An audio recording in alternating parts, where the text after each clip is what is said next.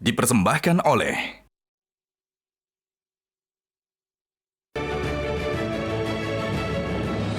Temu lagi di Hot Room. 204 juta data pemilu tetap telah diretas oleh Mr. Jimbo. Dan mengatasi kepusingan ini, Hotman minum kopi dulu deh. White kopi, kopi luwak, kopi terbaik di Indonesia sekarang ini. Kita nggak minum juga. Pak Pratama. Iya Bang. Kalau dicuri bisa Ya. oleh hacker ini, Ya. berarti dia bisa merubah, menukar sekarang ini semua data di KPU. Ya. Jadi begini Bang, apa namanya konsep hacker itu ya, apalagi hacker yang sudah jago nih, Ya. dia akan berusaha masuk ke dalam suatu sistem dengan diam-diam. Ya. Begitu masuk dia akan bikin backdoor, bikin pintu yang dia Ya. bisa nanti keluar masuk sembarangan, terserah dia. Ya. Di dalamnya begitu dia dapat akses admin gitu atau akses root gitu, Ya. akses tertinggi dalam jaringan, dia bisa ngapain aja Bang? Bisa nyuri data kayak sekarang, Ya, dia bisa menyuri. merubah data, bisa merusak data, Merusak bisa data. menduplikasi data gitu. Ya. Dan bisa ngapain aja di situ. Berarti nanti data rekap pemilu bisa dirubah. Kalau dia mau, pemilu. kalau dia mau suka-suka aja gitu. Ya, Kalau dia mau, makanya yang sebelah kiri gue ini iya, udah stres dua-duanya. Cuma kan gini gini bang, apa namanya di undang-undang pemilu kan harusnya data yang sah menurut hukum adalah undang-undang perhitungan secara manual, Ya. itu lembar C1 begitu. Tetapi ini tetapinya nih, Ya. kalau sampai ternyata nanti dipublikasikan oleh KPU, kan publikasinya pakai sistem Benar. komputer tuh, pakai website tuh, pakai apa namanya komputer begitu. Di komputer bilang si A yang menang, Ternyata di sini kalah gitu. Bedanya 20 juta Bang. Kira-kira yang kalah mau terima nggak? gimana ini Pak Arief? Pasti nggak mau terima. Kalau data ini nanti disalahgunakan sehingga hasil rekapnya berbeda dengan data manual, itu mungkin nggak terjadi? Sebetulnya saya agak sulit membayangkan itu bisa berkorelasi langsung dengan hasil pemilu ya. Ya.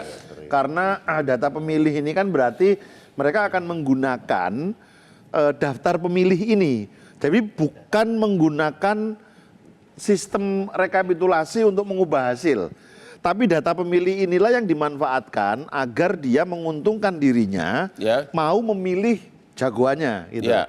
Misalnya sekarang kan dia tahu bukan hanya daftar namanya saja, tapi dia juga tahu dia ada di RT berapa, RW Benar. berapa, di TPS mana. Ya. Nah itu berbahaya kalau Bahayanya di mana? dia akan memetakan orang ini kelompoknya siapa, Ya. pendukungnya siapa. Lalu dia akan memutuskan saya harus masuk ke area yang mana, misalnya begitu. Dalam rangka untuk memenangkan serangan memilih dia. subuh, serangan fajar Ya, dan sebagainya. iya. Enggak, tapi Bisa itu saja begitu. nyuri data itu hanya sebagian kecil dari kemampuan si Jimbo itu Ya. masalahnya. Ya. Karena begitu dia bisa masuk ke dalam, saya nih bisa masuk ke dalam nih, Ya. saya bisa ngapain aja besok ke saya gitu. Bahkan kalau mau saya rusak aja semua server KPU gitu. Nah, Mati cuma total itu. memang yang saya khawatirkan itu Gitu. tadi. Makanya kan publik sebenarnya perlu tahu ketika data ini diambil, data aslinya ini rusak nggak? Kalau data ini juga dirusak, itu sudah. Atau dirubah. Atau dirubah. Dan KPU nggak mungkin tahu sekarang ini. Itu pasti jangka lama ya. Kalau kemarin sih bilangnya pencetakan DPT tetap sesuai dengan jadwal gitu, nggak ada gangguan Ya. begitu. Kata KPU sih gitu sih ya gitu. Saya Iya. mengkhawatirkan nanti saja gitu, ketika Oke, perhitungan Pak itu loh. Bestari Barus. Jadi siapa yang harus bertanggung jawab? Ya. Siapa yang harus dipidana sekarang ini? Seperti disampaikan tadi, Ya, abang nyimpan data saya, ya, kemudian abang tidak bertanggung jawab, bocor data itu, ya saya kira disinilah aparatur hukum harus masuk.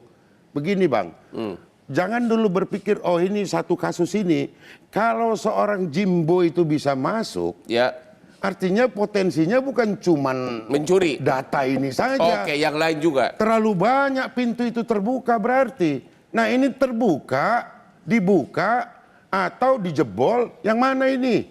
Gitu loh. Ya, Nah ini yang perlu kemudian kenapa tadi saya sampaikan bahwa Pak Kapolri harus memberikan atensi terhadap hari ini. Demi hasil pemilu yang baik tadi, mengingat KPU itu harus jadi rumah aman ya. bagi hasil pemilu. Bukan jadi rumah Apakah keraguan ini nanti gitu loh. menjadi pemilu pihak yang kalah akan memakai alasan ini? Ini gua kalah gara-gara dulu udah diretas.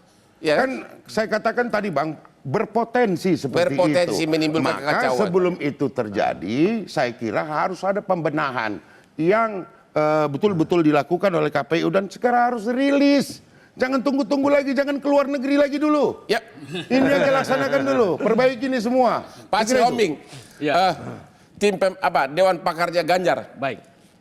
Saya pikir ya saran saya ya kepada Kapolri, karena ini delik umum, saya kira tidak ada salahnya Pak Kapolri, pihak kepolisian mengusut ini secara tuntas.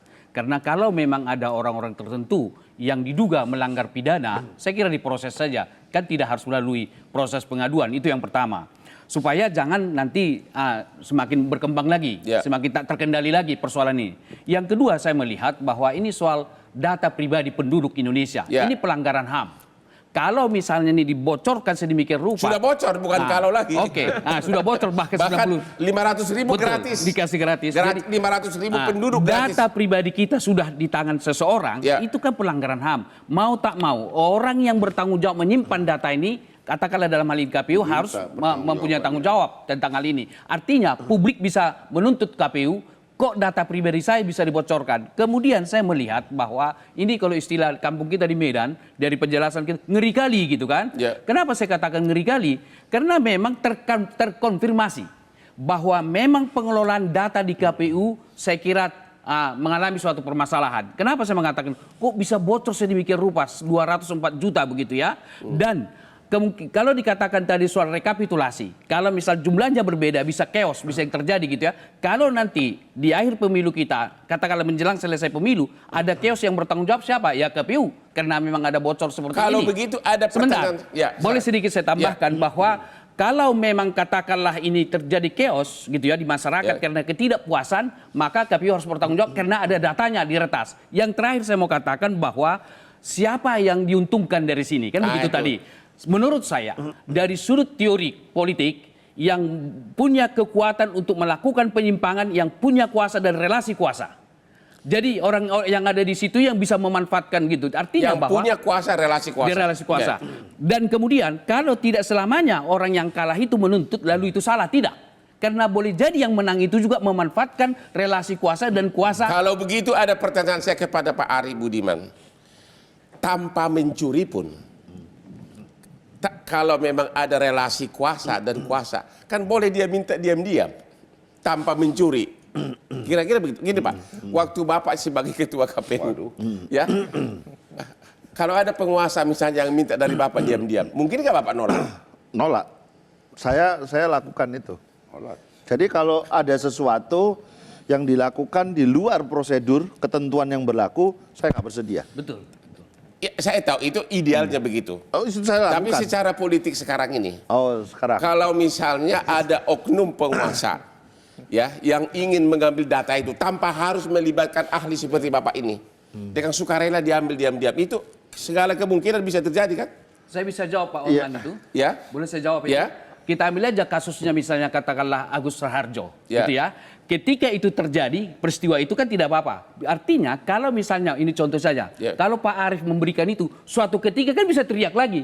Oh Pak Arief yang berikan data ke kami. Yang saya tanya, maksud saya, kenapa harus diretas? Itu maksud saya. Kenapa harus diretas? Ya, minta diam-diam dari belakang juga boleh oleh oknum penguasa. Itu maksud saya. Justru itu. Basis maksud ngeretas ini siapa? Saya nggak tahu. Enggak, tapi basis pertanyaan Bang Hotman itu sebenarnya secara tidak langsung menepis basis argumen dari Bang Emrus.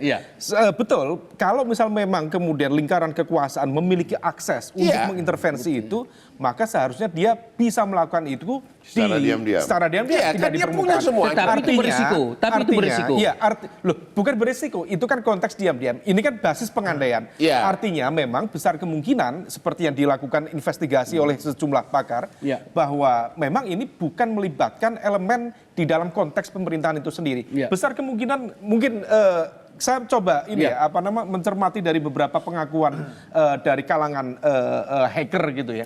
Itu bagian dari pembuktian kapasitas mereka. Seringkali kemudian yang menjadi sasaran tembak mereka adalah lembaga-lembaga pemerintah, termasuk NASA. Tapi ada pertanyaan saya, masa cuma 1,5 miliar? Nah, itu artinya kan receh. Harganya Receh. Ini di dompet gue juga ada segitu sekarang. Nah, itu mengkonfirmasi kembali. Ini apakah memang itu sengaja, apakah ini ada dalangnya atau memang bukan hacker yang benaran mencuri atau apa? Karena kok cuma 1,5 miliar murah banget gitu loh. Yang lebih penting lagi nanti sebetulnya Mas Pratama dan teman-temannya itu mungkinkah bisa dilacak, dicek kira-kira yang beli siapa sih gitu loh. Nanti akan ketahuan itu yang motifnya. maksud saya. Sebenarnya kalau Anda mencurigai oknum penguasa, ngapain dia beli? Bukankah diam-diam dia bisa minta dari sesama KPU? Bang Kan Hotman. KPU itu kan masih ya secara... Nah, kemudian satu lagi Bang, kalau misal kita merujuk pada konteks pasal 65 ayat 2 di Undang-Undang tadi nomor 27 tahun 2022 tentang perlindungan data pribadi. Sebenarnya kalau misal kemudian konteksnya KPU misal katakanlah akan disasar, itu kalau misal memang bisa membuktikan KPU membocorkan, problemnya ini kan bagaimana mungkin KPU dengan mempertaruhkan kredibilitas, nama baik di dalam konteks penyelenggaraan demokrasi, kemudian mempertaruhkan itu. Artinya apa? Kalau misal kemudian ada dua kemungkinan, apakah tadi Pak Bestari Barus, apakah dibocorkan, ataukah memang ada kekuatan yang mentarget itu? Kalau dibocorkan, berarti ada oknum di dalam KPU yang kemudian membuka ruang untuk itu. Nah, ini yang kemudian harus diinvestigasi. Proses dari tim gugus keamanan cyber di internal KPU itu harus mengungkap ini. Kalau misal memang ada tikus di situ, buang tikusnya. Tapi kalau misalnya tidak ada tikus di situ, artinya apa? Elemen kekuatan eksternal yang mencoba masuk di dalam sistem itu. Nah, kalau misal memang itu yang kemudian terjadi, ini yang kemudian harus diantisipasi. Anda setuju nggak dengan tadi? Saya kembali pada pertanyaan. Kalau memang dicurigai oknum penguasa, nggak usah dia pakai ahli pencuri. Kan dia bisa minta diam-diam ke KPU. Sangat setuju Bang. Artinya apa? Basis logika itu sebenarnya cukup real. Kok bisa bantah gimana? Sebentar, saya bisa Dan bantah kemudian begini. ya satu hal, ada tumpang tindih aturan yang kemudian perlu kita cermati. Gimana lu bisa bantah? Begini, kalau itu diambil dari retasan itu lebih aman orang melakukan dibanding saya dekati Pak Arief untuk membocorkan karena suatu ketika dia bisa teriak lagi. Jadi artinya lebih aman yang diretas diambil dimanfaatkan. Karena yang saya ambil yang retasan loh. Jadi maksudnya peretasnya ini peretas yang diridoi gitu. Ya, boleh jadi tanda kutip. Tanda kutip, iya. Aduh. Jadi ada kolaborasi. Ini suatu investigasi yang harus hati-hati. Pencemaran nama baik. Oke. Yang Kita istirahat lagi. terjadi loh. Sudah yang berikut Maksudnya ini. state actor. Maksudnya state actor. Iya, maksudnya seolah-olah ini.